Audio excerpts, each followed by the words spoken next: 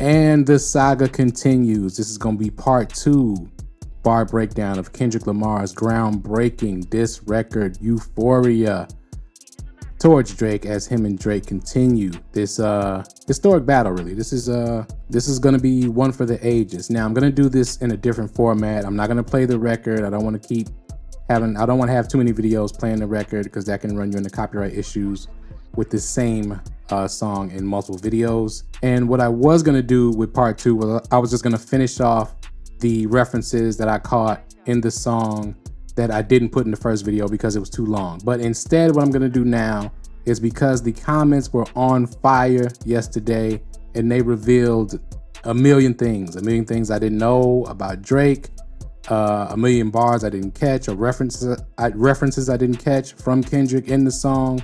I picked about my top 15, and we're going to get into those. We're going to say the user's name, read what they wrote, then go over the bar that they are referencing, or the part of the song that they're referencing.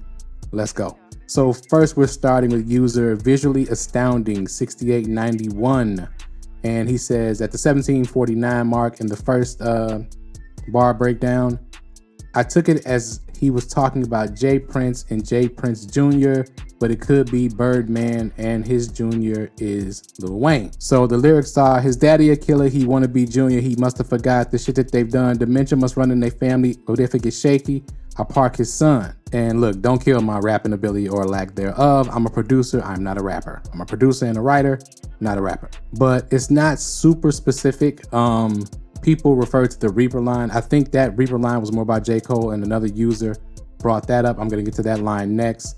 With the phone call, the courtesy call that J Prince did about when he was referring to P. Diddy and Suge Knight, a bunch of people. A lot of people mentioned that in the comments. That was a big conversation in the comments.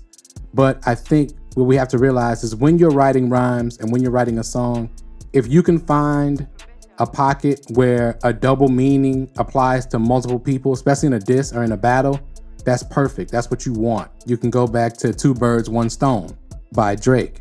You know, so when you're battling and when you're an MC and you're writing, that's what you want to do as often as possible, especially if there's multiple targets.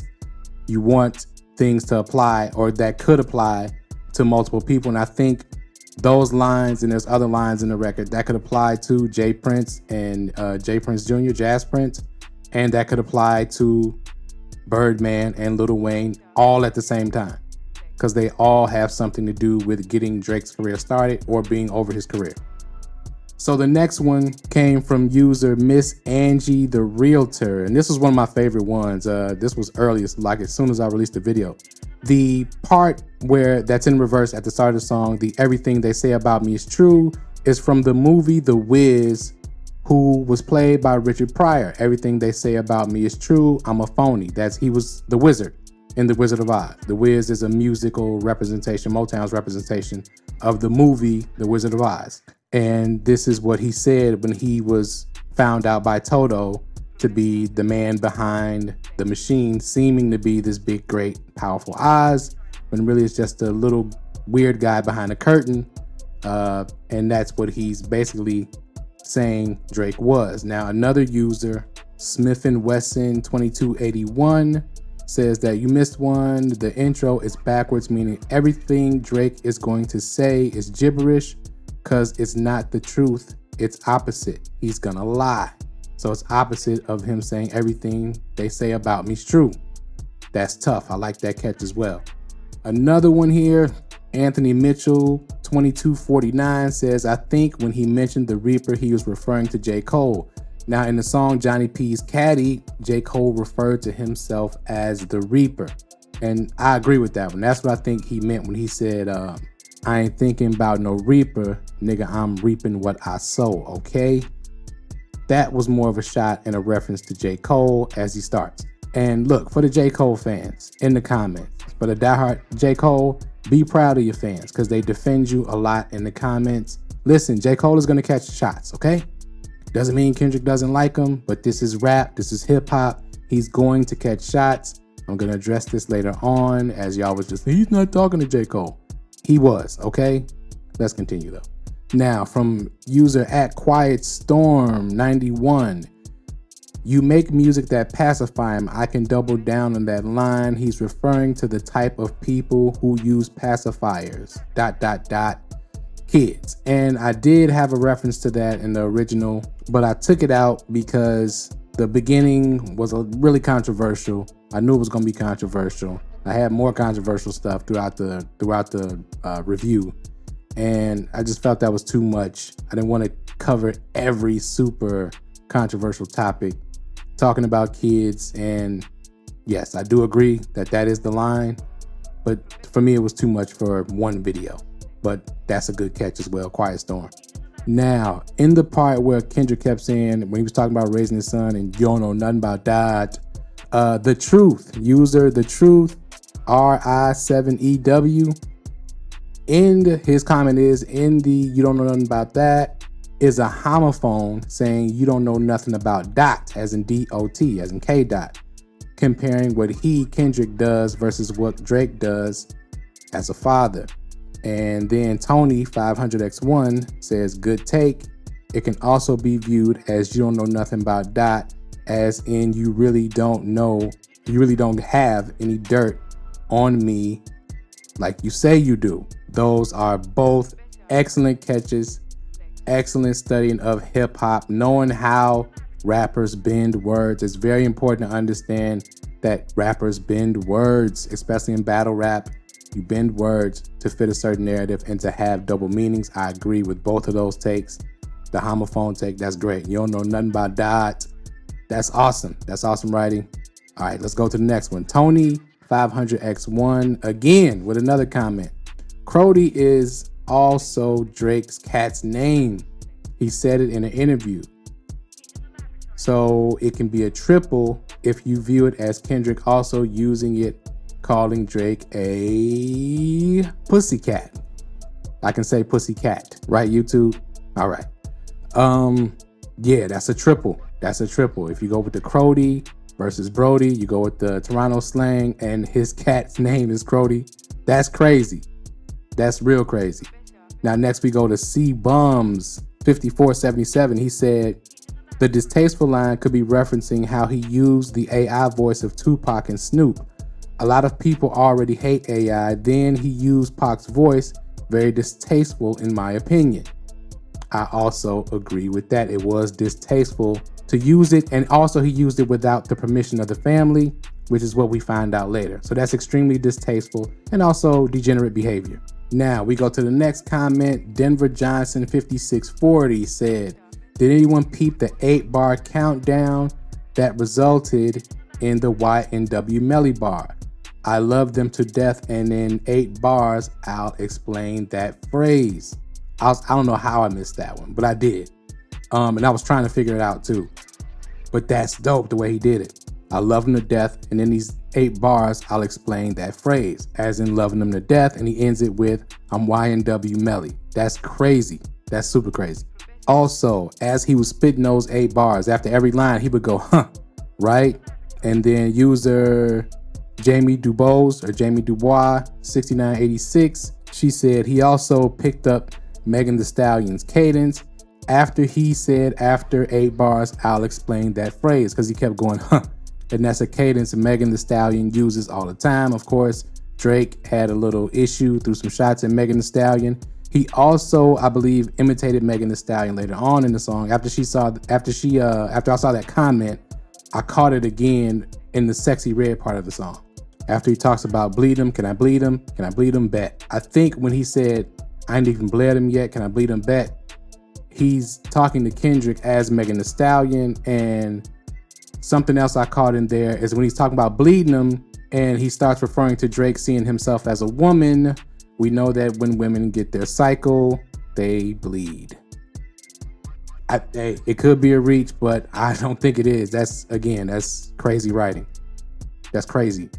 Now, the next one from I'm a Druid, user I'm a Druid. This one was a very hot topic in the comments as well. The 500K line is that Drake paid off his sexual assault accuser with 530K. Now, people were saying that he had to pay it off in pounds as it wasn't in America. That was some tea that I didn't know about. And that's a scathing reveal there. And that explains that whole part of the record when he's playing Have You Ever with Drake. And he says, okay, nigga, let's play. Have you ever walked the enemy down with a poker face? Have you ever paid 500,000 to an open case? That brings a lot of light to that, because I couldn't figure that out for the life of me. I knew it was something we didn't know about, and that's what it is. There's probably more in there. It'll come out later. Now, this is another line somebody put in there that I didn't know, I didn't put together. I didn't know about this song. But the demon line, first of all, it's user Financial Flush. And he says that the demon line is from Future's middle name, A Demon, and he did a song called Throwaway, and that was on the album Monster. Again, that's a crazy reference to Future. Of course, Future is in the middle of this beef. Future said that Drake idolizes him, so Drake wanting to be a demon, wanting to be Future, because the line is, everybody want to be a demon till they get chipped by your throwaway. That's tough, because he also is referencing the verse, the On Future song, on Like That, his throwaway, as in that verse that's dissing Drake and J. Cole. That's tough. That's tough. This record is too deep, almost. Really, it is. Now, this is how creative both parties are, because even the title tracks and the samples that they're using and the references that they're using have something to do with the diss. Now, both of these last three examples I'm going to use by these users, these comments, they're really, really deep and really right, 100% on point. First, Infinity Jug, user Infinity Jug says, even the intro sample of Teddy Pendergrass's song telling Drake he has inspired him for this battle, meaning inspired Kendrick, because it's a sample of the song, You're My Latest and Greatest Inspiration. That is crazy. Just like Metro using the West Coast samples and Like That record. Even the record means something. Even the samples in the record mean something. And Trey D 8442 said, how did everybody miss the silent jab by the track release date? Let me explain. Kendrick released Euphoria on Tuesday. On this record, Kendrick questions Drake's sexual orientation a couple of times. Drake has a song with the gay rapper I Love Mekanin called Tuesday. This is a beef battle, so it's up between K-Dot and Drake on a Tuesday. Kendrick basically saying, got it going up on a Tuesday, creating a triple entendre without even saying a word. The man is a genius, leave him alone. And that's crazy. That's crazy, the amount of research. I think I'm doing some research. The amount of research, the amount of things these artists know about each other, and the way they tie that into what they're doing, that's a crazy thing right there. I didn't know I Love McConan came out, and I didn't know about the song called Tuesday, and he may be one of the ghostwriters. It makes sense though. And then user Fitness Freddy Flesh Lechuga 4001, I'm sorry, I probably butchered your name there, said that April 30th was also National Honesty Day. And of course, this whole record is questioning Drake's honesty. And the start of the record is, everything they say about me is true, in reverse. This guy's a genius, man. Period, point blank. And last but not least, user Recite 2088. Yo, when he talks about we can do it on camera, Crody, we have to go all the way back, and this is for the Kendrick, the Day One fans, to the Lookout for Detox freestyle, because he says, I'll damage you on camera in Compton or Canada. I don't care where you are. Just think twice and I'm there where you are. All right, yo, could that have been directed at Drake even way back then? Now, I'm not sure if it was directed at Drake way back then, but it's definitely a callback to that verse in those lyrics from Kendrick Lamar. So he's calling back to his own lyrics. This dude, I'm sorry, it's my opinion that Kendrick Lamar is the greatest rapper of all time. Now, that's just my opinion. That's for me personally. He's not even my favorite rapper, so to speak, but I have to say that he is the greatest rapper of all time. If you put the music together, if you put the skills together, if you put the messaging together, this dude is unbelievable.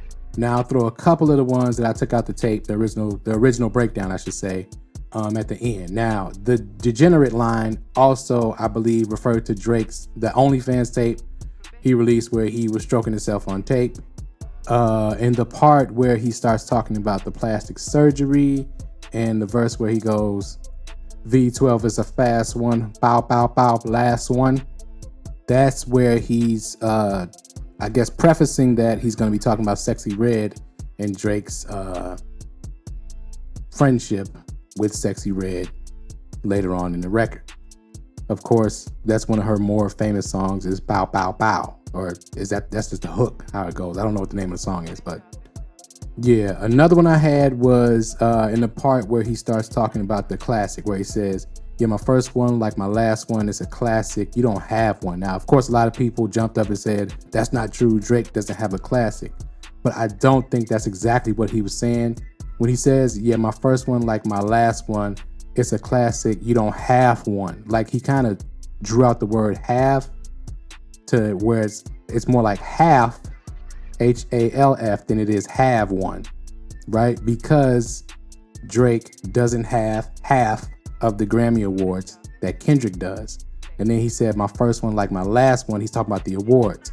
Mr. Morale and the Big Steppers won Best Rap Song and Rap Performance. I think the song I won Best Rap Song and Rap Performance. The Heart Part 5 won Best Rap Song and Rap Performance off of Miss Morale and the Big Steppers.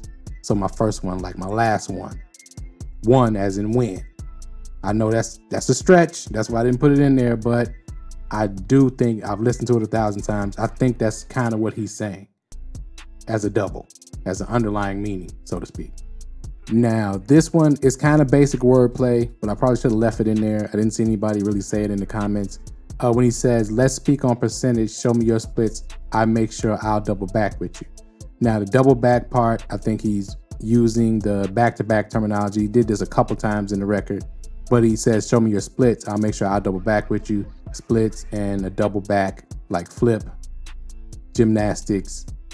That's kind of basic, but he's doing lyrical gymnastics. Splits, double back with you. So the last one, I just want to explain one, and that was the bean. Now, again, I can't hear what he's saying clearly. If he's saying beam as in B-E-A-M or bean as in B-E-A-N. Now, the reason I thought it was Kobe and I didn't explain, I didn't leave that part in the video that I dropped, the first part one, is when he talks about AI, I took that as Allen Iverson, right?